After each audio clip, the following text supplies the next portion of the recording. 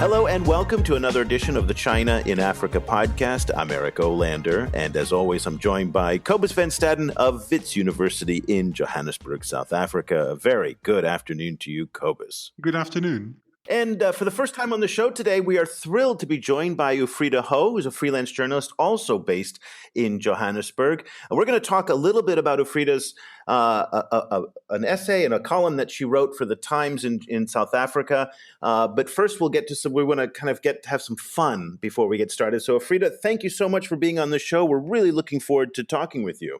Great, Eric. Thank you. And, Cobus, it's not that often that, China-Africa kind of pops its head out of the little niche that we occupy or the academic kind of geekiness that typically kind of celebrates China-Africa relations and pops into the mainstream. Well, last Sunday on American television, this was in mid-January, on primetime American TV Sunday nights, there's a show called Madam Secretary, which is with starring Téa Leoni. And for those of you who grew up in the 80s, I think Téa Leoni was kind of very popular back then, or the 90s, I should say. And she's now the Secretary of State on primetime American television. Lo and behold, in this most recent episode, China-Africa relations became the subject of the show. And what I think, Cobus, is so interesting, and you as a student and a scholar of media relations and media studies, in some ways, when primetime television in any country kind of takes on an issue, it amplifies, I think, the ideals and the stereotypes and the caricatures of how a country sees itself. And so I'm going to play a few sound bites from this show, and then I'd like to get both of your reactions and your comments on it. So let me set up the first one. The first one is, so the U.S. Secretary of State, played by Téa Leoni, she is off to Africa. And she's off to Africa to announce all of these, what else? These charitable projects, these clean water, clean energy, these science and technology education for girls' education, because that's what Americans do in Africa. Well, she meets with the Senegalese prime minister or president, I'm not sure, they didn't specify, and kind of finds out that she's not alone in Africa in meeting with him. President Diome, all of the legwork on the solar farm has been done. Why on earth would you turn around and give the contract to the Chinese? They offered us better terms. Let me guess. No money down in exchange for exclusive rights to your, titanium reserves? The oil and gas fields recently discovered off our coast, actually. China's been making these deals all over Africa. They rarely work out well for the host nation. You know that. The Chinese will import their own workers to build the solar farm, and then most likely, they won't train local engineers to maintain it once they're gone. So you're looking at 5 years max of actual use in exchange for decades of unfavorable terms on the oil field. Yes, but Senegal is booming. We're building an entirely new city outside of our capital. We need electricity today. China can offer that. You're right. Senegal is booming. That is why the United States wants to invest in diversifying your economy and your workforce. Then why didn't your Congress fund the project fully? Foreign Minister Chen assured me that China has no such problems with cash flow. When did you speak with Minister Chen? Came to town yesterday. Oh, there we go, Cobus. Wrapped up in a minute soundbite from primetime American television is literally every great cliche about U.S.-China-Africa relations. What was your first kind of reaction listening to that, to the Senegalese president dealing with the fictitious American Secretary of State? It struck me as already being nostalgic. It already feels like a throwback to the past. It feels like Obama era, kind of relations already. And it's kind of like sets it in amber, because that is the way that the Obama administration narrated America's place in U.S.-China-Africa relations. I think, just for the record, we're recording on the day before Donald Trump's inauguration. And, who knows? I mean, who knows where we'll be by the time people listen to this. But the Trump transition team is so far, the kind of noises they've been making about Africa so far has been very pro-business. And I can well imagine that there's less enthusiasm in the Trump transition team for this kind of traditional Obama kind of style, do-gooding, kind of investment, to the extent that that actually happened, which I think was more limited than the Obama administration wanted to project. So, yeah, it already feels nostalgic. It already feels like a year ago, actually. What do you think? Ufreida, I go with the line, it's delusional. And Americans like to think of themselves one way but behave another. And we really like to think that we're on the side of angels in a place like Africa, when in fact, 25% of the USAID budget, at least a few years ago, I'm not sure where it is today, but at least a few years ago was spent on military. American oil is a very big presence in Africa. And we have this naive notion that we're there, to do good. Yeah, we're on the side of good. Ufreida, when you hear this kind of pop culture kind of take on China-Africa relations, do you recognize it? Yeah, I think, as you said, it's all the stereotypes played out in a little soundbite. And I mean, it doesn't. It's not that I think China is an angel itself, but I think it suits. It was quite funny. I was actually in a meeting yesterday with Gwedi Mantashe and a delegation around the whole Taiwan China story, and that one of the comments that he made was, he said about the Trump presidency and how much trouble that would be for China, and that's a direct quote. So I think both are eyeing out Africa. I think, and I think that using pop culture and using a TV series is very clever, actually. But I think we do know better. We do know better that if we're going to drive a stronger Africa-centric sort of push, we've got to be the people who should be pushing, not America or China. It's got to come from Africa. So I always I listen to that, and it is worth a giggle, but it's passed off as facts probably for people who've also voted in a president who ran a reality show. So.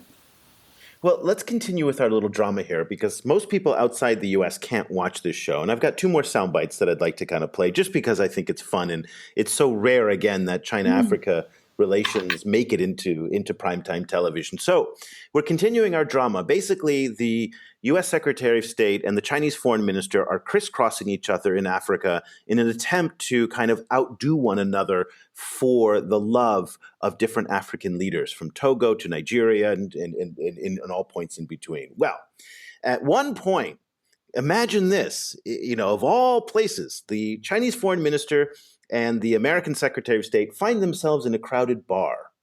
Really, this is how it plays out. I'm simply offering Senegal and Nigeria competitive deals for the benefit of both parties. So they get a wind farm, you get 100-year leases on oil and gas. Sounds fair.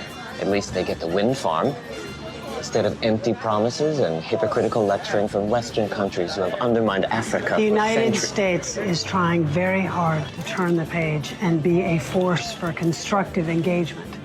Cleaner energy, economic diversification, and greater transparency, educating and empowering women and girls. Spare me your idealism. More importantly, spare Africa. I lived through the Cultural Revolution. My father was not so lucky. Idealism kills. Mutual interests save lives. Okay. Well, that point, Cobus, actually was very revealing here, where I think in some ways that does reflect a little bit of the reality that the Chinese aren't as idealistic in some ways as the Americans are. They are more pragmatic. But at the same time, the Chinese have this other form of propaganda, which is this win-win development. We're all, together as people of the developing world against the European and the American powers. But I still think that the American line there is just delusional.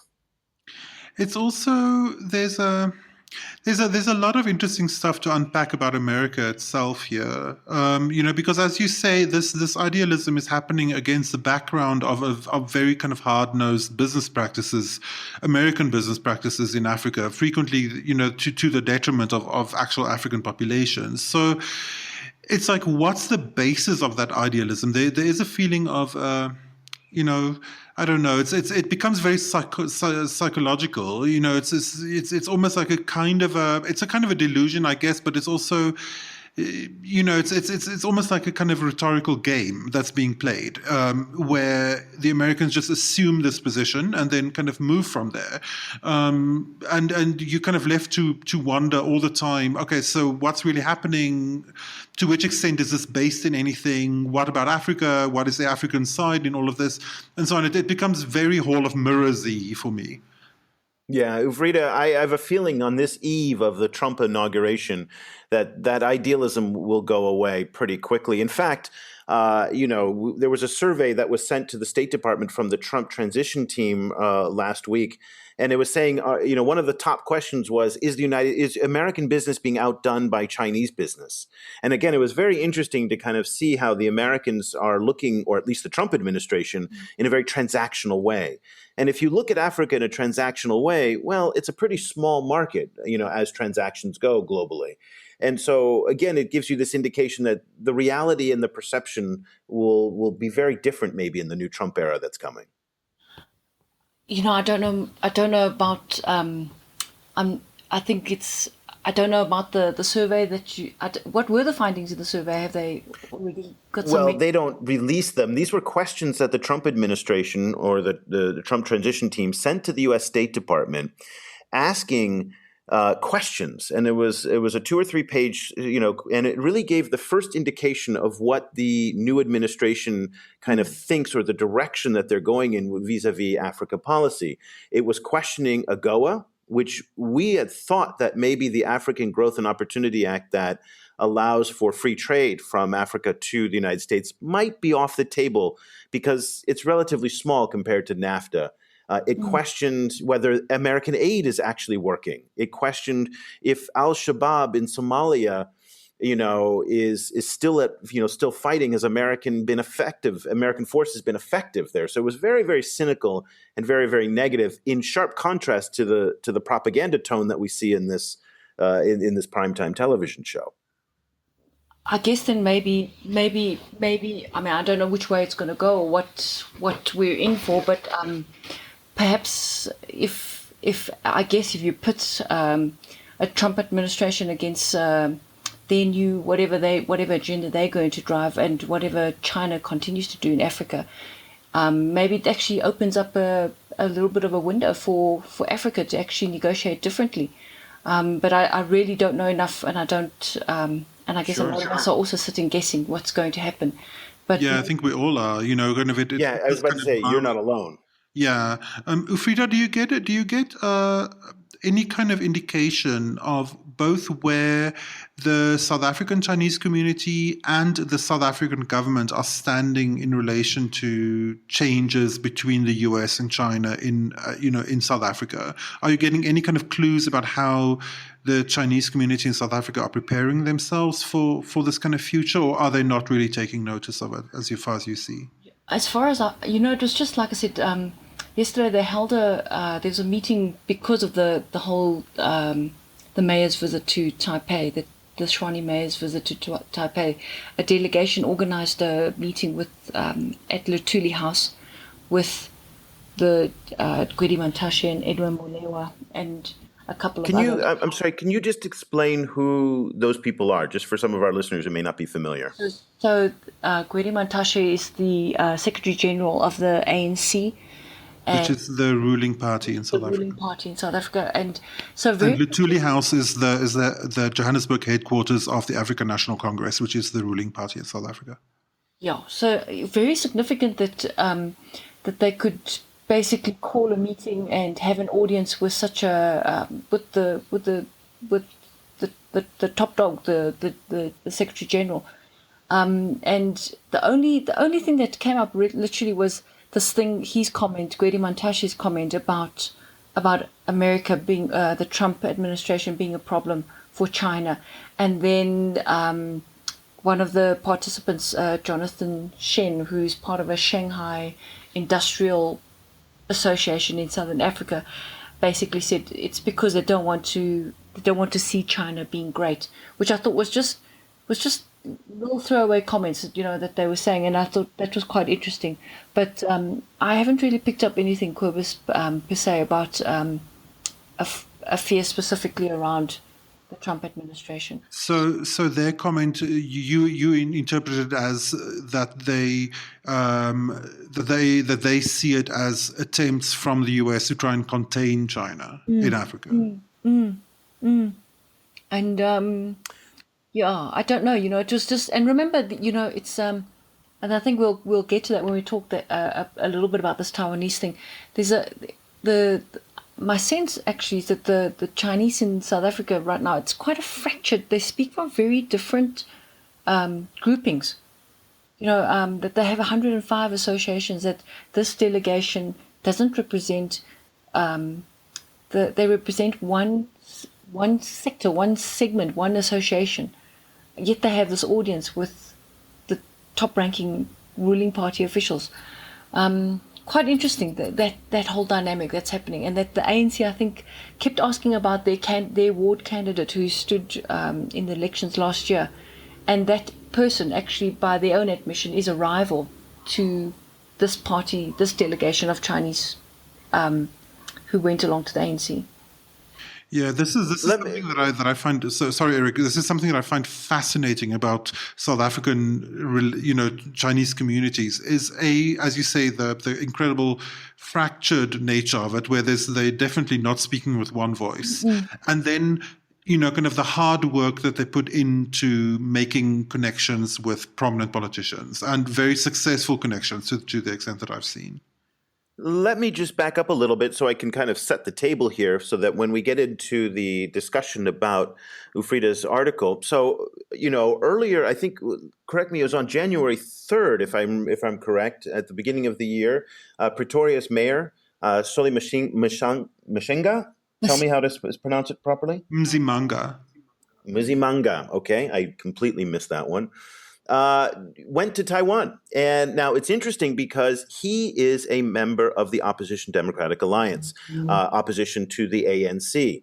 And he met with Taipei Mayor Ko Wen-je, and that really, at that point, hit the raw, open nerve of China's foreign policy, because China has something called the One China policy. And this is something that Donald Trump, bringing it back to the Americans, is openly challenging now and openly questioning on television about whether or not China is just one. And what the One China policy means is that there is unification between Taiwan and China, and that Taiwan is a part of China that is indisputable in international law according to the mainland Chinese.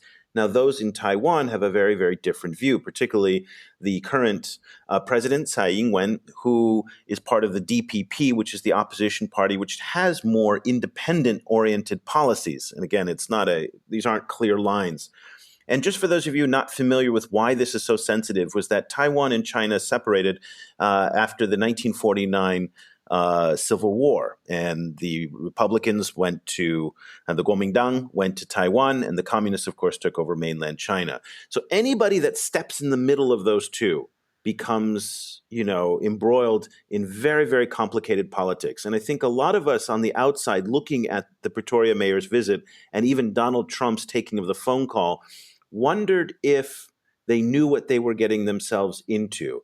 And so I said, Ufreida, kind of back up a little bit and talk to us about what were the motivations, in your opinion, for Solly's visit to Taipei? What was he trying to telegraph either to the Chinese or more likely to Jacob Zuma and the ANC? I think it was a big middle finger to the ANC. I think also that there's a lot of the Democratic Alliance has quite a number of Taiwanese members who actually became DA officials. So there are those sort of ties as well. But I think it was a middle finger to the ruling party. It was provocation. But maybe also they have these older ties with the Taiwanese community in South Africa. When they arrived by the 70s and 80s, they were in South Africa. So, yeah, but I mean, his official line was that it was for exploration. It was trying to build ties, build bridges, and so and he also said that he didn't take it in his official capacity, and that it didn't cost taxpayers any money to get him to Taipei. And Cobus, what's your take on why he did it? I mean, again, it's such a sensitive issue here. Yes, it is an extremely sensitive issue.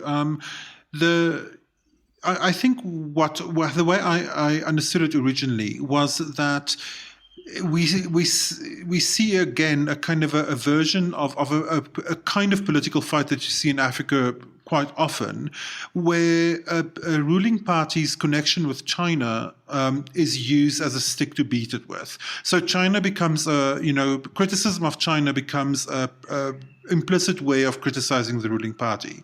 And as Ufreida said, kind of any kind of friendly gesture towards Taiwan becomes a hostile gesture to China and therefore a hostile gesture to the ruling African National Congress. At the same time, Msimanga then later made the point that a lot of South African officials have been traveling back and forth between Taipei and Pretoria and Johannesburg, and that he wasn't the only one. And he threatened at some stage to publish a list of ANC officials who had been going back and forth to Taipei.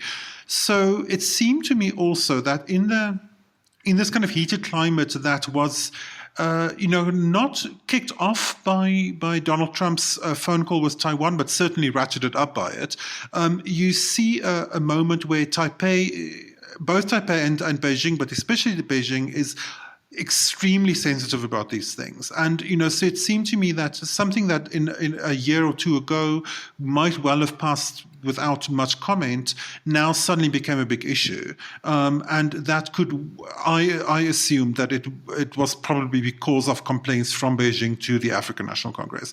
Ufreida, was that your take as well?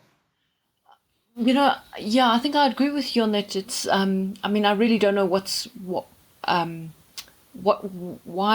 Msimanga did it, but I do think that it was deliberate. There was nothing not planned about that.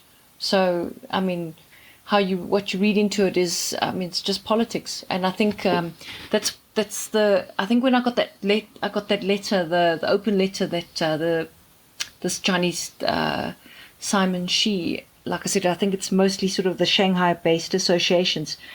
When they started with this letter this open letter to the Democratic Alliance, when they literally phoned me on a Friday night and said they have this letter and they need to get it into the press, and they need to get it to the press as soon as possible. And I thought it was, and I actually said to him, because he ended up phoning me over the weekend even, and just really, really angry. And I said, just explain to me why it's such a big issue. And he said he had the support of over 105 associations, and they continue to be really, really angry about it, because I think for them, my sense is it's actually not just about the one China policy, but it's also something that goes against the ANC. And as Chinese in South Africa who become aligned with the ANC, I think that's become a very important principle to get behind for the Chinese who are now part of the party, and that was revealed in that meeting. So yeah, but this is one of these issues, and it's hard to explain to outsiders. I always say that Taiwan is China's Jerusalem, and what I mean by that is that they will walk into a burning hell, sure, and they'll throw everything away to keep Taiwan as part of the mainland, in their view. And this is one of the few issues. China is a massive country, first or second largest in the world, extremely diverse, 100+ dialects, just very little that people agree on from north to south, east to west. Taiwan being a part of China, everybody agrees on. And I asked my professor when I was a graduate student in Beijing, I said, why would you throw everything away over Taiwan? Taiwan's an island of 22 million people. It's a tiny little economy relative to the Chinese economy. And he explained it to me this way. And he said, because if the Chinese president doesn't defend the one China policy, he has no legitimacy. And when he has no legitimacy, according to 5,000 years of Chinese history, the emperor falls. And so they've made this part of the national narrative, which is that if the empire is unified, it is strong. And if the periphery breaks away, as Chinese history is prone to do, then the emperor falls and disunity comes. And this is the same reason that, the Dalai Lama is not allowed into South Africa. And it really, so for Chinese people who have been raised in this, mainland Chinese, it's in their gut. From the pauper to the president, everybody agrees on this. So I think on one hand, it might be because of ANC loyalties, but my guess, and I saw this in the overseas Chinese community in Los Angeles and in New York as well, this is just, there is no other way. No, absolutely. And they, yeah. So just a little bit of background there. I didn't mean to that I said that, like you said, it was, they used words like it causes us pain and it hurts us. So yes, I understand that it's when I asked him to explain it was really for him to articulate that. But I think I absolutely agree with you. It's not. It's just that there's this extra layer around sort of like getting behind the ANC and being shown to get behind the ANC as well, which was very, very interesting. But yeah, no, I agree 100% with what you're saying. It's something that is completely ingrained. Yeah. And, Cobus, it's very interesting right now because this issue comes up just as Donald Trump himself is challenging the one China policy. So I imagine that the mood in Beijing right now is potentially quite defensive and in a crouch. This is not something they want to kind of fight with. But at the end of the day, the warnings now have come from Hua Chunying, who is the Chinese Foreign Ministry spokesman, making it very, very clear that if South Africa or if the United States want to start challenging the one-child policy, which South Africa does not, by the way, the ANC certainly does not. But if anybody wants to challenge the one-China policy, it will not end well. And you have to believe that threat. I mean, there's no two ways about it. But I don't think in South Africa there's a lot of sensitivity to that. Well, no, I think it's obviously it's not part of South Africa's horizon, but. I think the ANC is certainly aware of it, and ruling parties across Africa is very aware of it. The way that with no ceremony, the Nigerian government kicked out the Taiwan liaison office out of Abuja to Lagos and downscaled it. It immediately once it became clear that that's what China wanted. So I think African governments certainly know what's up. What I am wondering actually is, Ufreida, how does this play out in terms of the relationship between the Chinese South African community and the Taiwanese South African community? My impression as an outsider is that they are not necessarily, because there were different waves of migration, kind of people and the communities kicked off in South Africa at different times. They're not, there's no coherent single Chinese speaking, even if you just look at language, Chinese community in South Africa. How do these party politics, South African party political differences and these geopolitical differences, how do they play out in terms of the relationship between the Taiwanese community and Chinese communities in South Africa? I believe that the letter actually that was written to the open letter that was written to the DA was actually edited for them by a local Chinese South African. And I thought that was quite interesting because I think the Chinese South Africans have traditionally managed to actually keep both sides quite happy. So I know of people like literally going off to one dinner that's been held by the Chinese and one that's been held by Taiwan, and literally in the same week, and trying to sort of like keep the relationships friendly and cozy on both sides. I don't think that the Chinese South Africans are really feel one way or the other about the reunification issue. Our numbers are really, really tiny, and I guess that's why I put the question to him that sort of plainly, just so that he could articulate it with exactly how Eric has spoken about it now, why it's such a deeply held issue for the Chinese. But I don't think the local Chinese are that involved. I haven't heard from the Taiwanese as well. I think a lot of the Taiwanese, just from that I have connections with, a lot of them actually are pro reunification. So I'm quite interested in how it's playing out. And also the guy who wrote the letter, he said they actually have a lot of friendly relations with the Taiwanese associations. And of course, Chinatown has its own big Taiwanese community as well. So I don't know, quite interesting, but I couldn't say for sure that I've tested sort of like their sentiments on it enough to have more than that that view on it. Sure. You titled your column in the Times as Chinese and SA in South Africa flexing muscles, or the editor did it. Okay, but here's what you did do. Let me read the conclusion here. And you said, the growing visibility of the community, its louder voice, and its clear alignment to political power makes this story as much about an island in the South China Sea as it does about a community plotting its future in this corner of Africa. And I guess I'm curious because in other Chinese communities around the world, large ones, and I come from Los Angeles, where, and I've worked in the Chinese community there, the Chinese, when they express political power, particularly immigrants, often do it through money. They don't do it through their own political action. But I noticed in South Africa in recent elections there, the ANC has been putting up signs and marketing in Chinese in a way to get people more engaged politically.